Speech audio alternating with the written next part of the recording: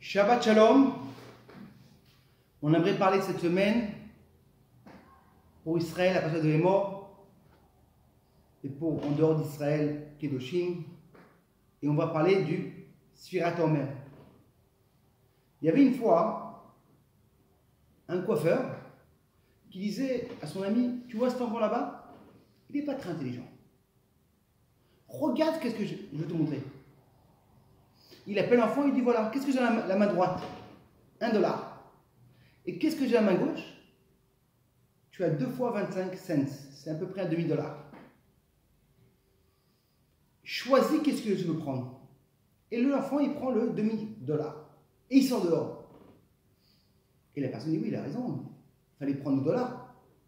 Il va après lui, il dit: dis-moi, si tu savais que ça c'est $1 et un demi-dollar, pourquoi tu as pris seulement le demi-dollar?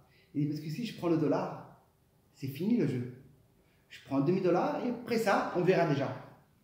Cette année-là, quand on fait le Sfirat Omer, c'est la Sfirat Omer la plus facile.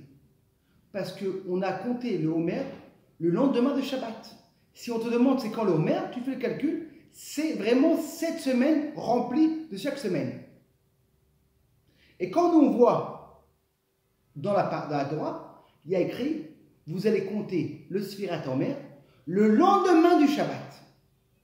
Mais le sage nous explique, ça ne veut pas dire que c'est seulement le lendemain du Shabbat. Et si le premier jour de Pessah, c'est un lundi, on ne va pas attendre jusqu'à le lendemain Shabbat. C'est le lendemain du premier jour de Pessah. Dans la Gemara nous raconte, il y avait les Zidukim. C'est des gens qui voyaient la Torah exactement comme elle est écrite. S'il y a écrit le lendemain du premier jour de Pessah, le lendemain de Shabbat, ils faisaient le lendemain Shabbat. Et le sage demande: et si maintenant la Torah te dit le lendemain du Shabbat, on peut faire une erreur. On peut croire, c'est quoi en vérité le lendemain du Shabbat? C'est vraiment le lendemain du Shabbat. Et les Chaim nous expliquaient, eux, qu'est-ce qu'ils faisaient le lendemain du Shabbat? Et pour ça, quand il y avait le moment dans le Beth Amikdash, qu'est-ce qu'on faisait? On allait, les Chachamim faisaient une grande fête. Ils coupaient l'Omer, ils coupaient ce blé-là, pour montrer que la halakha, elle est comme on l'a expliqué. Et la question qui se demande, pourquoi la Torah ne crie pas clair? La Torah, elle aurait pu écrire clair que c'est quoi en vérité le premier jour qu'on fait le Homer? C'est le moment de quoi? C'est le lendemain de la première fête. Pourquoi la Torah doit écrire que c'est le lendemain du Shabbat et expliquer que c'est le lendemain seulement du Yom Tov? Et oui. Alors, une des raisons qu'on explique, c'est qu'en vérité, la première année qui s'est passée, qu'on a compté l'Homer, en Égypte, est sorti, c'était le samedi soir. Et puis ce samedi soir, c'est comme ça que la Torah l'écrit. Oui, mais la Torah, elle est aussi pour les années plus tard, que c'est pas le samedi soir qui va tomber, le premier Homer. Il y avait une fois le maire d'une ville qui est venu voir le Rav Yonatan Aizlich. Et il a demandé: est-ce qu'une personne peut changer? Le Rav Yonatan a dit non. Une personne comme il est né, il va être. On peut se travailler, mais de changer complètement, non. Et il est parti voir le prêtre, le commerce. Est-ce qu'on peut changer? Bien sûr qu'on peut changer. Une personne peut changer complètement.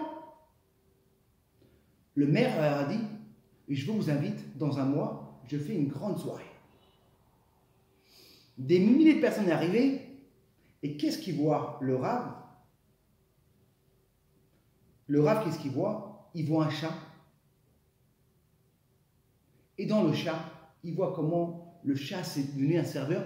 Il le emmène avec un papillon magnifique, petit costume, en train d'emmener un petit verre d'eau au Rav. Et là, le maire dit: regarde ça. Regarde un chat. Le chat, naturellement, ne peut pas être serveur. Et j'ai réussi à faire un... Et le Rav Aizlich, avant qu'il sorte de la maison, il a pris sa boîte de tabac. Et dans la boîte de tabac, qu'est-ce qu'il a mis? Une petite souris. Il met dans sa poche et il est là. Et tout le monde applaudit.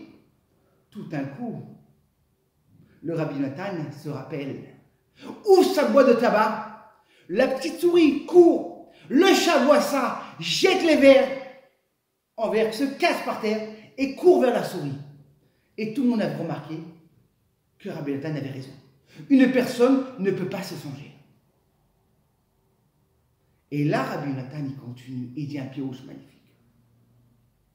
La Torah nous dit, les mochorat à Shabbat, le lendemain du Shabbat, vous allez compter l'Omer. Pourquoi on compte l'Omer, mes amis?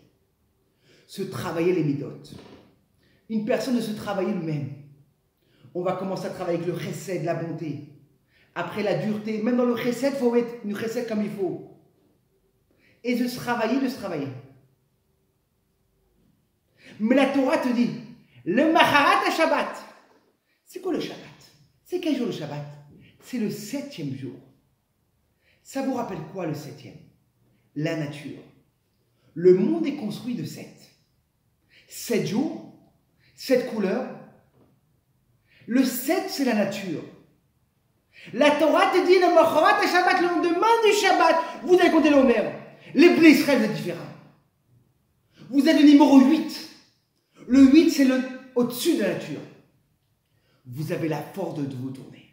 Quand une personne te dit, moi, je ne peux pas être Omer Shabbat. Ma nature à moi, c'est de fumer, c'est de... Je peux! Quand une personne dit, ma nature, j'aime dormir. Je ne peux pas lever ta moto pour le Beth Midrash. Tu peux! Tu es le Mochorat à Shabbat. Le lendemain du Shabbat, mes amis. Au-dessus de la nature. Je ne peux pas apprendre la Torah. C'est trop compliqué. Je suis trop vieux. Et comment on peut voir cette connexion? Qu'il n'a pas pu voir cette connexion? Comment se trouve le moment du Homer? Rabbi Akiva. Rabbi Akiva, chez 40 ans, ne savait pas écrire, ne savait pas lire. Quand il a vu ces petites gouttes qui tombaient sur le rocher, si la pierre peut, moi je peux. Rabbi Akiva, 40 ans, va avec son fils à l'âge de 3 ans au Beth Midrash, apprendre à lève bête, et après 24 ans, devenir le grand Rabbi Akiva. Alors ce message magnifique, les mochorat à Shabbat, le lendemain du Shabbat, qu'on est plus haut que du numéro 7, on est numéro 8. Alors Bezrat Hashem, on passe des moments pas faciles. Le Ham Israël. On espère que quand une personne va savoir se pouvoir se changer, on aura recevoir Bekarom Mamash, le Mashiach, qui nous sort de cette gale toute là et qui nous emmène Boné Bet Amidash, Bekarom Mamash. Venez faire un changement. Pas que je peux pas, je ne reste pas au numéro 7. Le Bné Israël va monter au numéro 8 et je peux me changer de chaque niveau que je suis. Et grâce à ça, on pourra avoir la Géoula Bekarom Mamash. Shabbat Shalom et B'Sorot Tova.